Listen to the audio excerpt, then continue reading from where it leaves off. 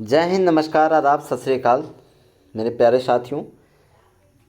मैं पवन सर आप सभी लोगों के बीच एसएससी जीडी का हिंदी का प्रैक्टिस सेट लेकर के आया हुआ हूं, जो कि प्रैक्टिस सेट नंबर 32 है। देखिए, आज रविवार है और आज का क्लास आप लोगों का आईपीसी का था, है ना।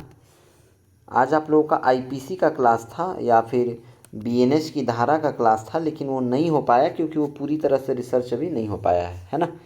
तो उसे तगड़ा तरह से मतलब बेस्ट देने के लिए और बेहतरीन रिसर्च करना ज़रूरी है।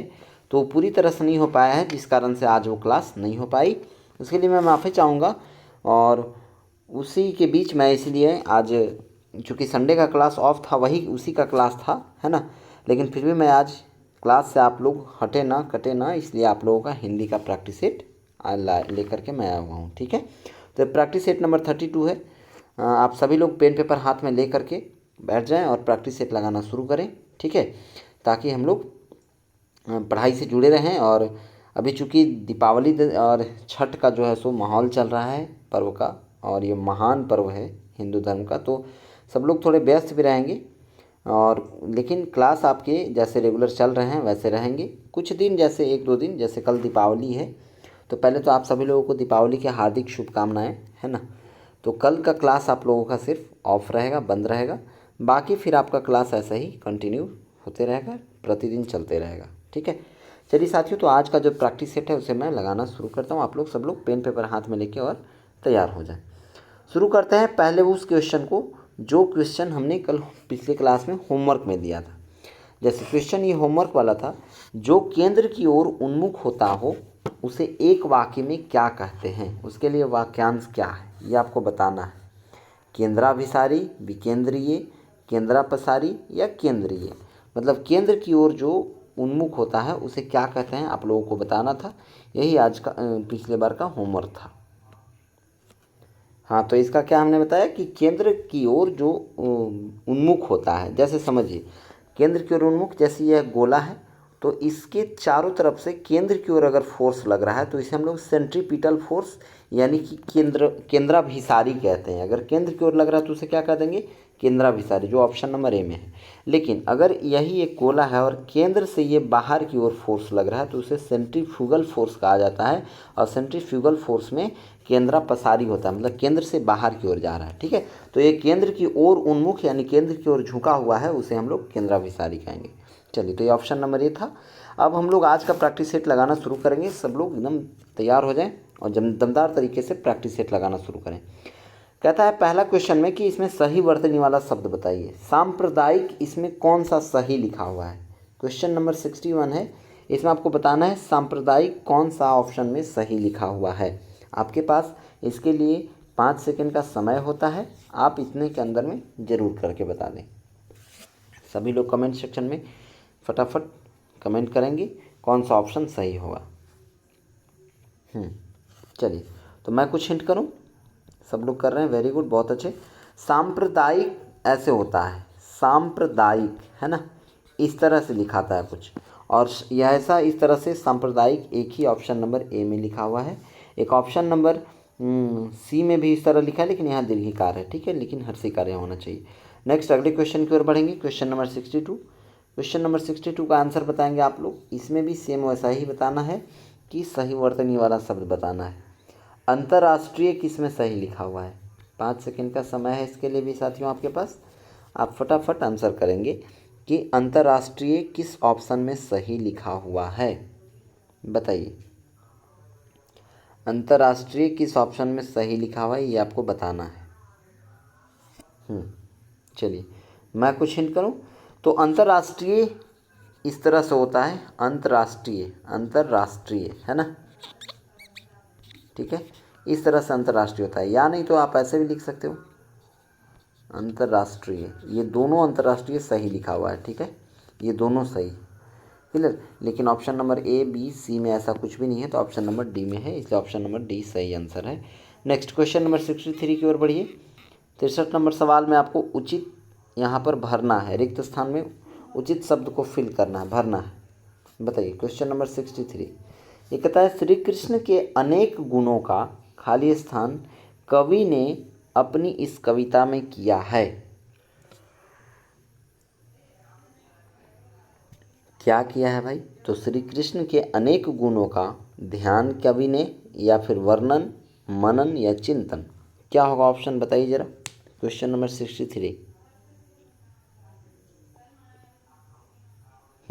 चलिए, तो क्या होगा ऑप्शन नंबर बी यहाँ सही होगा कि कवि ने श्री कृष्ण के अनेक गुणों का वर्णन, है ना, वर्णन कवि ने अपनी इस कविता में किया है।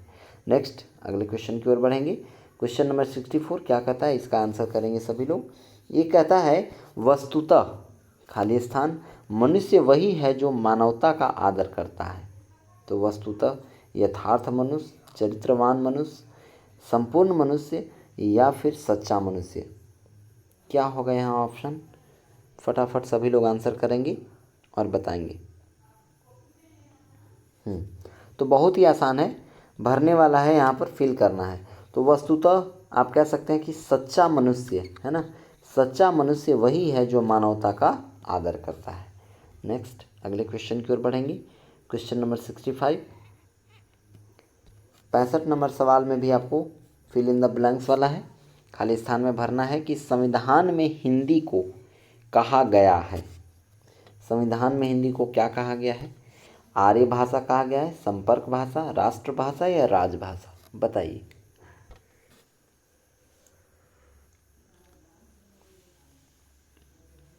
जल्दी जल्दी सभी लोग बताएंगे।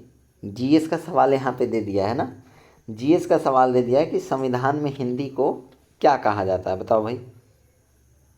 तो संविधान में हिंदी को किस भाषा का दर्जा दिया गया है? तो संविधान में हिंदी को राजभाषा का दर्जा दिया है। ऑप्शन नंबर डी आपका सही होगा मेरे साथियों। ठीक है, चलिए, तो आप लोग ध्यान रखें कि ऑप्शन नंबर डी सही होगा। एक जीएस का भी आपका सवाल यहाँ से मिल गया कि राज्य भाषा हिंदी को संविधान में किस भाषा के रूप में दर्जा मिला है? तो राजभाषा के रूप में, राष्ट्रभाषा नहीं। ठीक है, क्वेश्चन नंबर 66। 66 नंबर सवाल कहता है कुसुम का पर्यायवाची शब्द नहीं है। मतलब जो ऑप्शन दिया हुआ है, इस ऑप्शन में से कौन सा ऑप्शन कुसुम का पर्यायवाची शब्द नहीं है, ये आपको बताना है। फटाफट बताते चलिए। थोड़ा आवाज़ आपको बाहर का भी आ रहा होगा क्योंकि दीपावली का माहौल है ना, दीपावली पूजा का। तो आज चूँकि धनतेरस है, तो आप सभी लोगों को पहले तो धनतेरस की हार्दिक शुभकामनाएं, हार्दिक बधाई। सब लोग अपने अपने घर में खूब धन दौलत बढ़ाओ मेरे भाई, और सब लोग एकदम मेहनत करो, जितना जल्दी जल्दी सबके घर में एकदम धन दौलत भर जाए। ठीक है, तो आवाज़ बाहर से आ रहा होगा, उसके लिए थोड़ा क्या किया जाए, इसको रोका नहीं जा सकता है, लेकिन आप लोग आवाज़ मेरा क्लियर जाए इस पर ध्यान दीजिएगा, है ना, बाहरी म्यूजिक पे नहीं। तो कुसुम का पर्यायवाची शब्द क्या नहीं होता है इसमें से, ये बताना है। बताइए तो ज़रा क्या हो जाएगा ऑप्शन। तो कुसुम का पर्यायवाची फूल होता है, पुष्प होता है, प्रसून होता है, लेकिन कमल नहीं होता है। ठीक है, नेक्स्ट अगले क्वेश्चन की ओर बढ़ेंगे। Question number 67। क्वेश्चन नंबर 67 का आंसर बताइए सभी लोग ज़रा, क्या हो जाएगा इसका आंसर। 67 का आंसर सभी लोग करेंगे।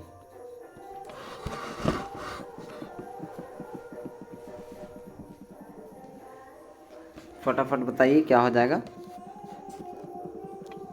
चलिए, तो 67 का ऑप्शन क्या हो जाएगा? दिए गए शब्दों में से कौन सा शब्द नदी का पर्यायवाची नहीं है?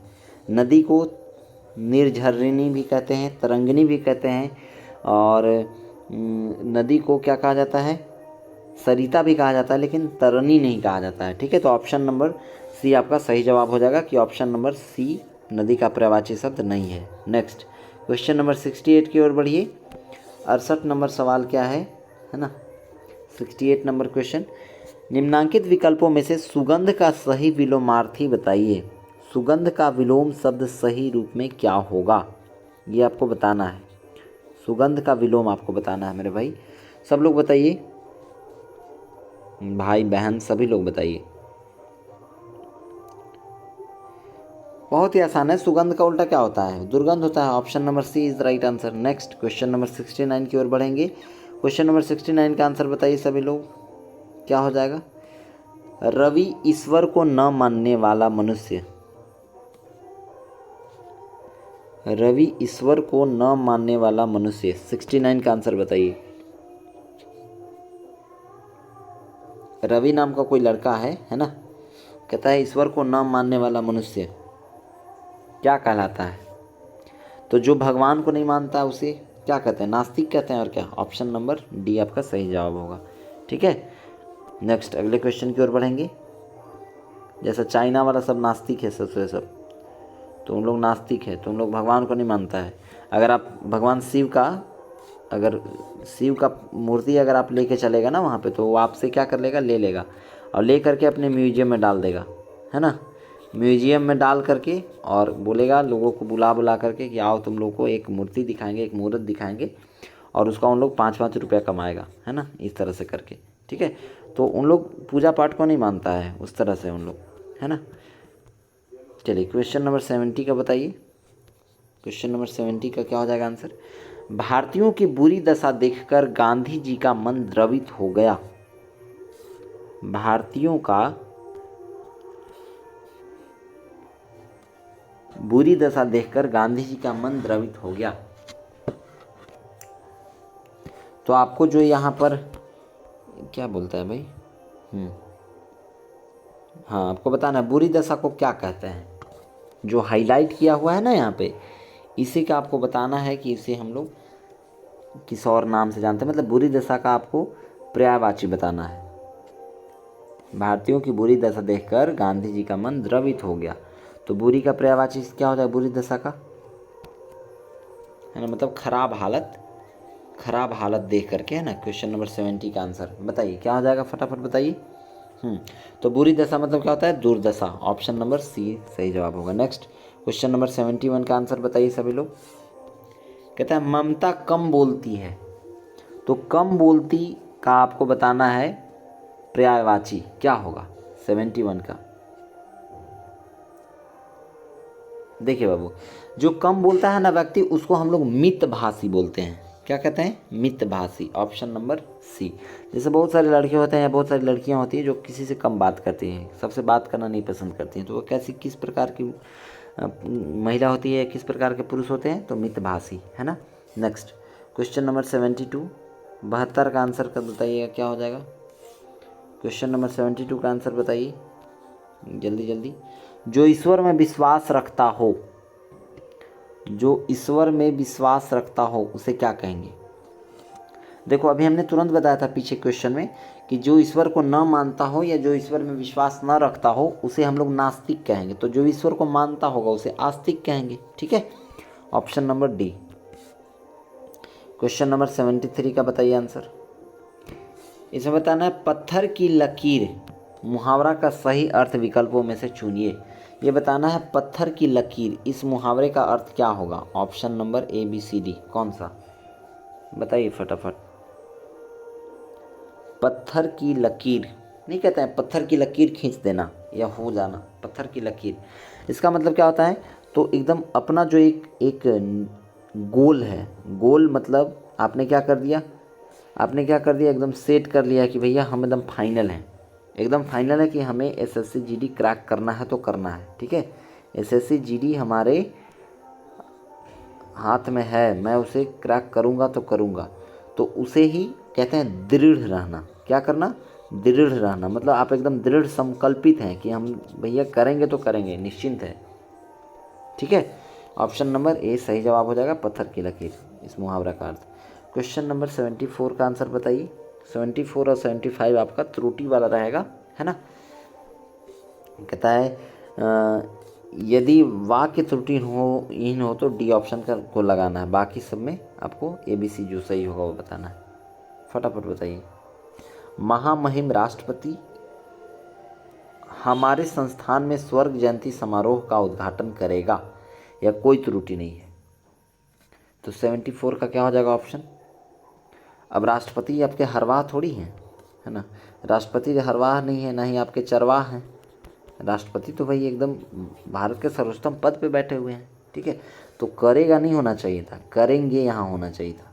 ठीक है, करेंगे होना चाहिए था, यानी ऑप्शन नंबर सी में ही गलती है, तो ऑप्शन नंबर गलती वाला ही छांटना था। ऑप्शन नंबर सी सही जवाब होगा। नेक्स्ट क्वेश्चन नंबर 75, इसका बताइए 75 का क्या हो जाएगा आंसर। अपने परिवार एवं प्रियजनों के विषय में स्वास्थ्य संबंधी कुशल समाचार शीघ्र भेजने की अनुकंपन करें।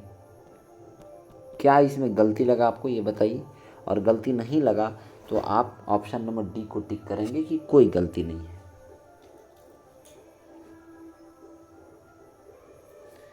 बताइए क्या होगा आंसर, फटाफट आंसर करेंगे। हाँ, तो अपने परिवार एवं परिजनों के विषय में स्वास्थ्य संबंधी कुशल समाचार शीघ्र भेजने की अनुकंपन करें, यही गलत है। कृपा करें यहाँ होना चाहिए था, अनुकंपन नहीं करें। ऑप्शन नंबर सी ही गलत है, तो ऑप्शन नंबर सी गलती वाला ही छांटना था, इसलिए आंसर राइट हो जाएगा। क्वेश्चन नंबर अब 76 से 80 तक आपका गद्यांश वाला है। पहले मैं ध्यान से आप गद्यांश को पढ़ लेता हूँ, आप भी ध्यान से उसे समझेंगे, ठीक है। मैं एक एक चीज़ को समझाते चलूँगा पढ़ के, उसके बाद हम लोग क्वेश्चन करेंगे। कहता है साहस की ज़िंदगी सबसे बड़ी ज़िंदगी होती है। देखो भाई, एक बात और मैं आपको बता दूं कि जो आप गद्यांश यहाँ पढ़ते हो ना, इस गद्यांश में आपके पूरे जीवन के लिए, आपका जीवन के लिए कुछ ना कुछ एक सीख वाला ही यहाँ पर एक कहानी लिखा हुआ रहता है, ठीक है। तो आप इसे ध्यान से समझिए, जो अपने जीवन, कभी कोई ऐसा गद्यांश आपके कभी ऐसा आ जाएगा कि आपका जीवन ही बदल देगा, इस तरह से रहता है ना। मतलब इतना परफेक्ट चीज़ लिखा हुआ है, आप इस चीज़ को समझिएगा। साहस की ज़िंदगी बहुत ही मोटिवेट करता है ये, है ना, गद्यांश बहुत मोटिवेट करेगा। साहस की ज़िंदगी सबसे बड़ी ज़िंदगी होती है, बात सही है भाई, साहस एकदम ज़रूरी है। ऐसी ज़िंदगी की सबसे बड़ी पहचान यह है कि वह बिल्कुल निडर, बिल्कुल बेखौफ होती है। बात एकदम सही है कि अगर आपके अंदर साहस है तो आप एकदम निडर रहिएगा, एकदम बेखौफ रहिएगा कि कोई दिक्कत नहीं है, सब संभाल लेंगे, ठीक है। साहसी मनुष्य की पहली पहचान है कि वह इस बात की चिंता नहीं करता कि तमाशा देखने वाले लोग उसके बारे में क्या सोच रहे हैं, है ना। दूसरों की परवाह किए बगैर जीने वाला आदमी दुनिया की असली ताकत होता है। एकदम सही बात है कि दूसरों की कोई परवाह नहीं करना है, ठीक है। दुनिया क्या मेरे बारे में सोचती है, ये बात भी मैं ही सोचने लगा तो फिर दुनिया क्या सोचेगी, ठीक है। इसलिए उसे सोचने दो। बाकी आप साहसी हो, आप एकदम निडर हो, बेखौफ होकर रहो, और आपका असली ताकत वही है। आपका बेखौफ, आपका ताकत, आपका निडर होना यही है। वरना डराने वाले तो बहुत सारे लोग हैं, और डरोगे भी आप अगर डर जाओगे उससे, तो बाकी साहस रखो, कोई दिक्कत नहीं। तो दूसरों की परवाह किए बिना जीने वाला आदमी दुनिया की असली ताकत होता है, और मनुष्यता को प्रकाश भी ऐसे ही आदमी से मिलता है। बात सही है कि मनुष्य में जो है सो किसी भी व्यक्ति को पॉजिटिविटी दिखेगा तो ऐसे ही आदमी से दिखेगा कि ताकत है तो एकदम मज़े में है, कोई दिक्कत ही नहीं, है ना। और जिसके पास ताकत है वो कभी किसी से डरना नहीं, बेखौफ रहेगा, एकदम मज़े में रहेगा। ज़्यादा से ज़्यादा क्या होगा, मार देगा, और क्या, सामने वाला अंत क्या हो सकता है, मौत हो सकता है, लेकिन डर के नहीं रहेगा वो व्यक्ति, है ना, ताकत रहेगा तो साहसी मनुष्य उन सपनों में भी रस लेता है जिनका कोई व्यवहारिक अर्थ नहीं है। बात सही है कि वैसे जगह भी उन लोग अपना हाथ फेर लेते हैं जहाँ पर उनका कोई व्यवहारिक अर्थ नहीं होता है, फिर भी उन लोग कोई दिक्कत नहीं, खेल लेंगे, है ना, अच्छा खेलते हैं हम। साहसी मनुष्य सपने उधार नहीं लेता, एकदम सही बात है। वो अपना सपना किसी से उधार नहीं लेता, उसका अपना सपना होता है कि मुझे अपना ब्रांड बनाना है, मुझे अपने आप में सफल होना है। वह अपने विचारों में रमा हुआ अपनी ही किताब पढ़ता है। झुंड में चलना और झुंड में चरना तो भैंस और भेड़ का काम है। बात सही है, झुंड में चलना और झुंड में चरना, ये दोनों काम किसका है, भैंस और भेड़ का है। साहसी मनुष्य तो सिंह के समान होता है, यानी शेर के समान होता है, जो अकेला होने पर भी मग्न रहता है। मतलब गजब आज गद्यांश दिया है, मतलब आप उसे समझो तो अंदर से जो जुनून आएगा, जोश आएगा ना, वो एक अलग तरह का रहेगा, सफलता की ओर बढ़ने वाला, ठीक है। तो क्या कहता है कि साहसी मनुष्य तो सिंह के समान होता है, जो अकेला होने पर भी मग्न रहता है, ठीक है। अर्नॉल्ड बेनेट ने एक जगह लिखा, जो आदमी उपयुक्त अवसर मिलने पर भी साहस से काम न ले सका वह कभी भी सुखी नहीं हो सकता। बात एकदम सही है।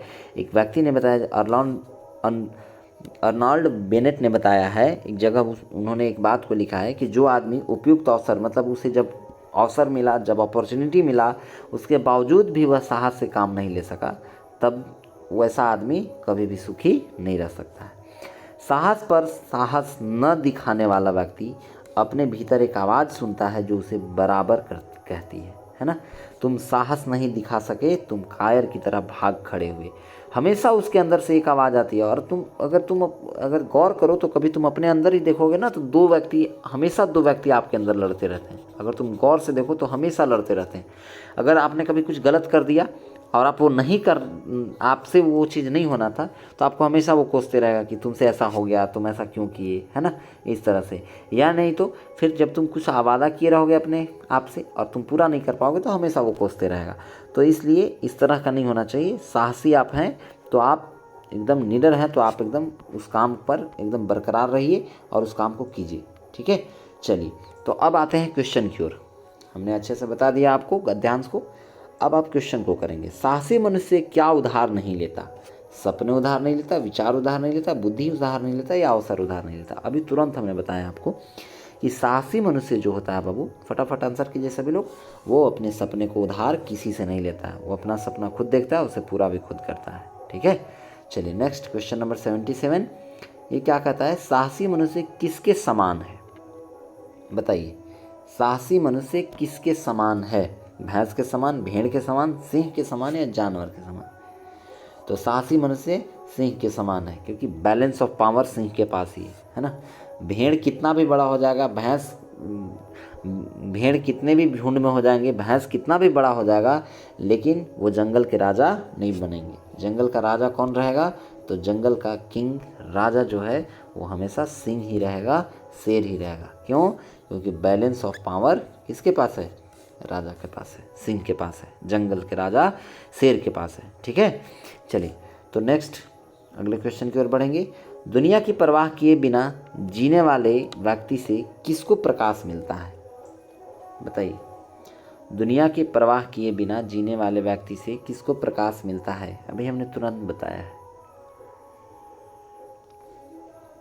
हाँ, तो दुनिया के परवाह किए बिना जीने वाले व्यक्ति से मनुष्यता को प्रकाश मिलता है। ठीक है, कि मनुष्य जो है सो उसे अपना इंस्पिरेशन मानता है और आगे बढ़ता है।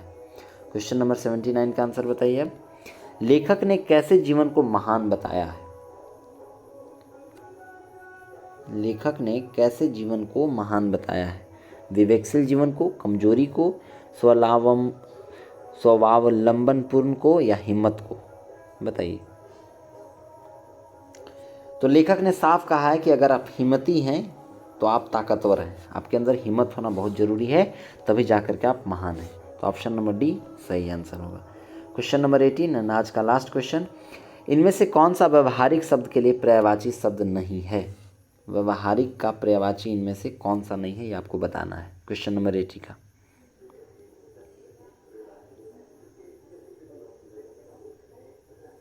देखिए, तो व्यवहारिक शब्द के लिए पर्यायवाची शब्द व्यवहारशील भी है, आदर्शवादी भी है, व्यवहार में लाने के योग्य भी है, लेकिन व्यवहार कुशल व्यवहारिक शब्द का पर्यायवाची नहीं है। ठीक है, व्यवहार कुशल एक अलग बात होगी। तो ऑप्शन नंबर डी आपका सही जवाब हो जाएगा, क्योंकि ये नहीं है।